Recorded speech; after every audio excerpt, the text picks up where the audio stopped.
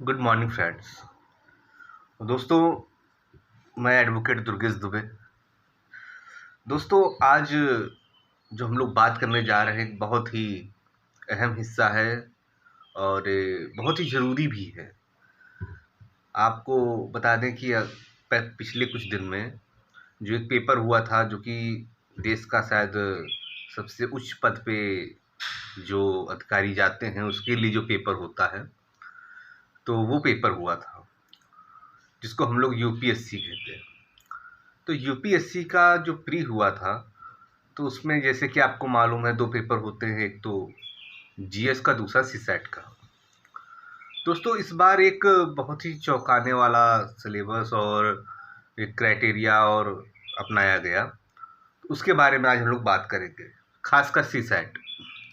देखिए, जो जीएस का पेपर होता है वो तो हमेशा से कुछ ना कुछ उसमें चेंजमेंट थोड़ा थाड़ी नज़र आता ही है। चाहे इस बार, चाहे इसके पिछली बार, किसी में करंट अफेयर्स ज़्यादा आ जाती थी, किसी में क्या बोलते हिस्ट्री क्वेश्चंस ज़्यादा आ जाते थे, किसी में ज्योग्राफी के।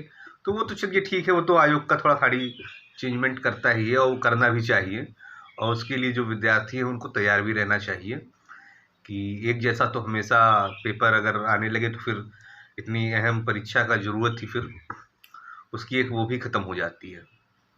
पर दोस्तों, आपको मालूम है जो मेरिट बनती है फर्स्ट पेपर की ही बनती है, तो उसमें लड़का जो भी है सब एकदम जी तोड़ मेहनत करता है। और दूसरा पेपर जो होता है सीसैट, वो होता है क्वालिफाइंग।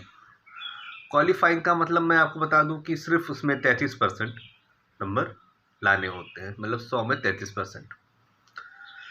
तो आपको बता दूं, पहले ये 2015 तक जो सीसैट भी था, तो इसमें के भी नंबर जोड़ के मेरिट बना करती थी, तब प्री क्वालिफाई होता था। पर 2015 के बाद क्या किया गया, इसको क्वालिफाइंग नेचर कर दिया गया, जो कि सही भी है।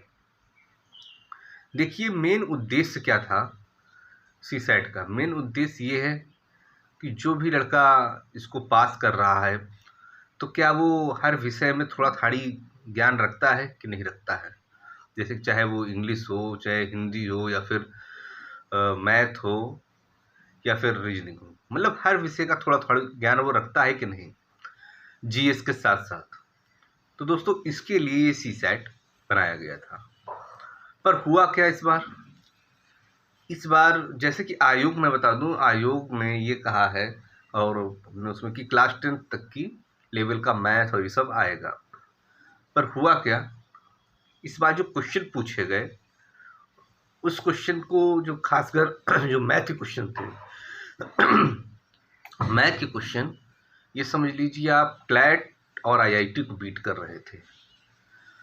मतलब इतने हाई लेवल की मैथ उसमें पूछी गई। जो लड़का जीएस पढ़ रहा था और उसको सीसैट को क्वालिफाइंग नेचर लेके उसको नॉर्मल तैयारी करके गया था, तो वो उसमें से एक भी क्वेश्चन समझ लीजिए उसको कर नहीं पाया, क्योंकि आपको मालूम है इसमें 1/3 की माइनस मार्किंग भी होती है, और हर बच्चा डरता है कहीं ये गलत ना हो जाए कि माइनस मार्किंग में चला जाए।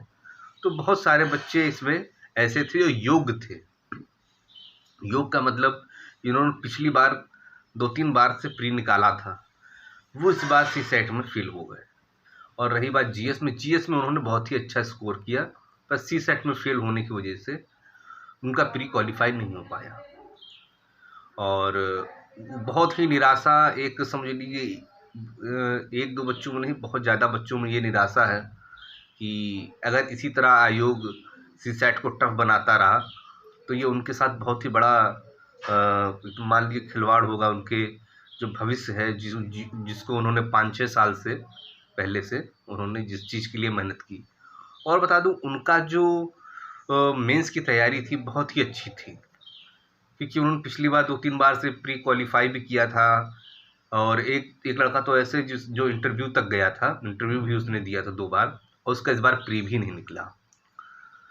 तो उसका मेन कारण सिर्फ और सिर्फ यही है कि सीसैट को इतना ज़्यादा टफ बना देना, खासकर मैथ के पोर्शन को, कि जो नॉर्मल बच्चा था जिसने तैयारी करी थी जीएस की, और ऐसा होता है जो प्री की तैयारी होती है वो ज़्यादा 3 महीने की होती है।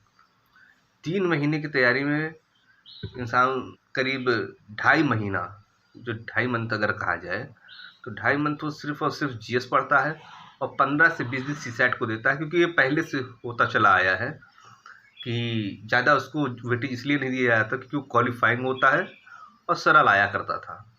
पर इस बार से एकदम से बिल्कुल पैटर्न चेंज हुआ है और उसको इतना टफ बना दिया गया है कि क्लैट और आईआईटी के लेवल की मैथ पूछी जा रही है, और भी जो भी क्वेश्चंस हैं उनका भी लेवल इतना अपग्रेड कर दिया गया है कि जो नॉर्मल बच्चा जो मतलब जीएस की तैयारी करता था और मेंस की तैयारी करता था, उसको मतलब प्री क्वालिफाइंग ही करना बहुत मुश्किल पड़ जा रहा है।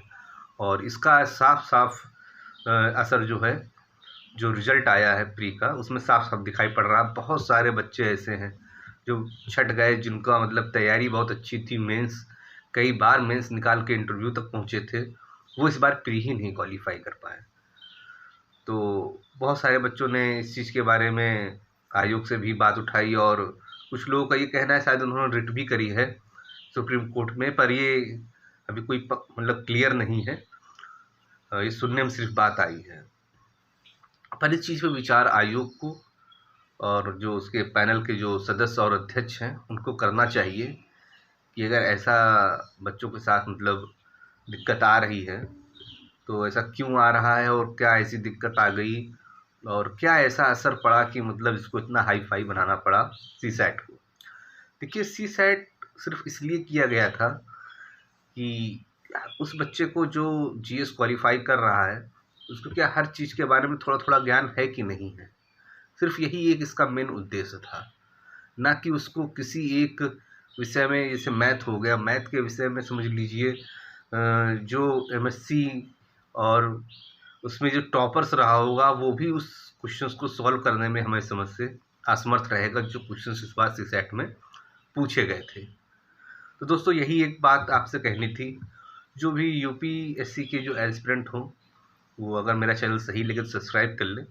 आगे भी आने वाले समय में मैं आपको इसी तरह के अच्छे वीडियो और जो जानकारी होगी वो मैं आपको देता रहूँगा। थैंक यू, धन्यवाद।